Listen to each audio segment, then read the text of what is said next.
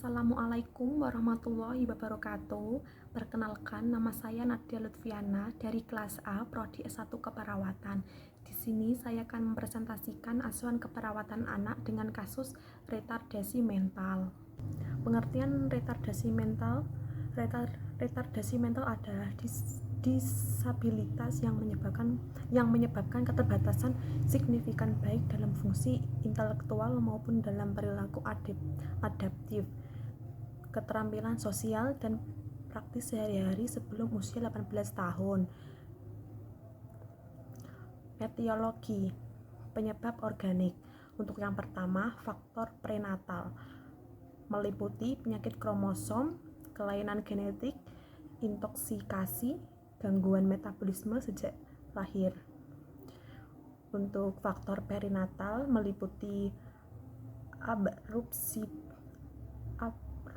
plasenta, diabetes maternal, kelahiran prematur, kondisi neonatal termasuk meningitis dan perdarahan intrakranial. Untuk faktor paskanatal meliputi cedera kepala, infeksi, gangguan degeneratif. Untuk penyebab non-organik meliputi kemiskinan dari keluarga tidak harmonis. Yang kedua, sosial kultural. Yang ketiga, interaksi anak kurang. Yang keempat, penelantaran anak. Ada penyebab lain yaitu meliputi keturunan, pengaruh lingkungan, dan kelainan mental. Untuk tanda dan gejala, newborn, sindrom dysmorphik, mikrosefali, disfungsi sistem organ major, early invasi 2-4 bulan, gagal berinteraksi dengan lingkungan, gangguan penglihatan atau pendengaran, later infancy 6-12 bulan, keterlambatan motorik kasar, toddlers 2-3 tahun, keterlambatan atau kesulitan bicara, preschool 3-5 tahun, keterlambatan atau kesulitan untuk berbicara. Masalah perilakunya termasuk kemampuan bermain, keterlambatan perkembangan motorik halus seperti menggunting, menggambar, dan mewarnai. Untuk school age lebih dari 5 tahun, kemampuan akademik kurang, masalah berperilaku seperti perhatian, kecemasan, nakal, dan lain sebagainya. Untuk komplikasinya sendiri ada beberapa ya. Untuk yang pertama, paralisis cerebral. Yang kedua, gangguan kejang. Yang ketiga, masalah-masalah perilaku psikiatrik. Yang keempat, disfungsi tiroid. Yang kelima, gangguan sensorik. Yang selanjutnya, masalah ortopedik seperti deformitas kaki, skoliosis. Yang terakhir, kesulitan untuk makan. Untuk pemeriksaan penunjang, yang pertama, kromosomal karyotipe meliputi terdapat beberapa kelainan fisik yang tidak khas. Yang kedua, anamnesis ibu tercemar zat teratogen. Untuk yang ketiga, terdapat beberapa kelainan kongenital. Yang keempat, genitalia abnormal. Untuk yang selanjutnya, EEG 1. Gejala kejang yang dicurigai. 2. Kesulitan mengerti bahasa yang berat. Untuk yang ketiga, CT atau MRI. Yang pertama, pembesaran kepala yang progresif. Yang kedua, tuberosklerosis. Yang ketiga, dicurigai kelainan yang luas. Yang keempat, kejang lokal. Yang kelima, dicurigai adanya tumor. Yang keempat, serum asam urat. Yang pertama, skorioteosis. Yang kedua, gout. Yang ketiga, sering mengamuk. Yang kelima, titer virus untuk infeksi kongenital. Untuk yang pertama, kelainan pendengaran tipe sensorineural. Yang kedua, neonatal hepatosplenomegali. Yang ketiga, PTG pada periode neonatal. Yang keempat, chorioretinitis. Yang kelima, mikroptalmia. Untuk yang keenam, laktat dan piruvat darah.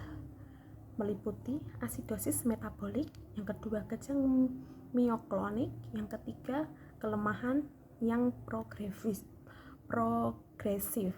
Untuk yang terakhir ada beberapa uji tumbuh kembang, meliputi uji inteligensi standar, yang kedua uji perkembangan seperti DDST-2, pengukuran fungsi adaptif.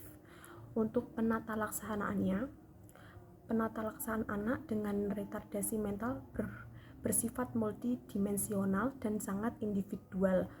Semua anak yang mengalami retardasi mental juga memerlukan perawatan seperti pemeriksaan kesehatan yang rutin, imunisasi, monitoring terhadap tumbuh kembangnya, yang meliputi pengobatan.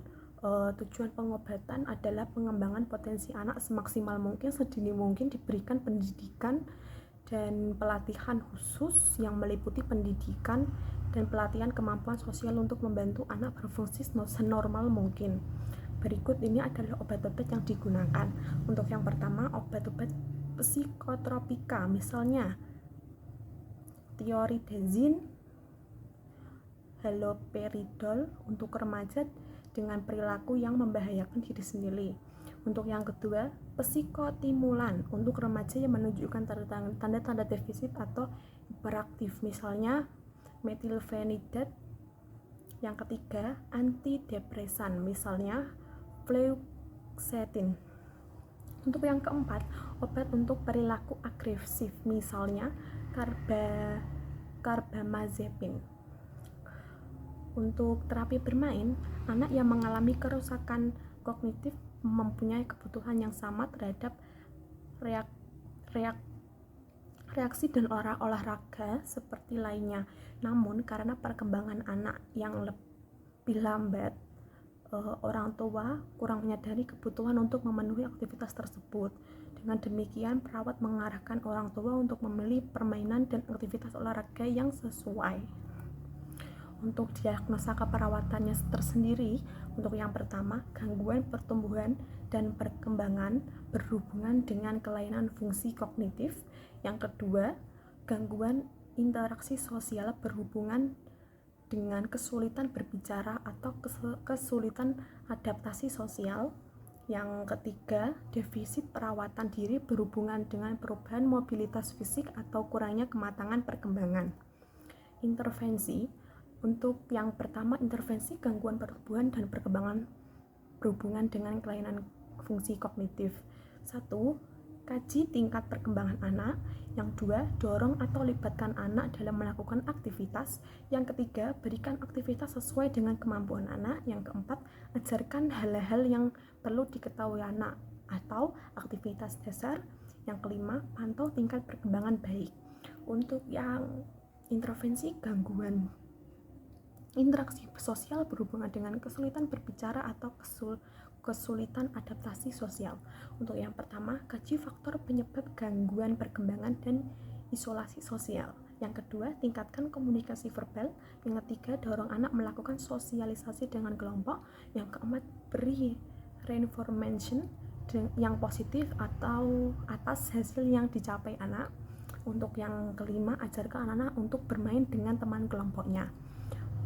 Yang intervensi yang terakhir, defisit perawatan diri berhubungan dengan perubahan mobilitas fisik atau kurangnya kematangan perkembangan. Untuk yang pertama, kaji tingkat kemampuan anak. 2. Pantau anak dalam memenuhi kebutuhannya. Yang ketiga, libatkan anak dalam memenuhi kebutuhannya. Yang keempat, jelaskan secara berulang-ulang tentang perawatan diri. Yang terakhir, beri dorongan anak untuk merawat dirinya.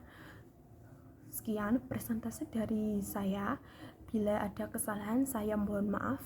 Wabillahi taufik wal hidayah. Wassalamualaikum warahmatullahi wabarakatuh.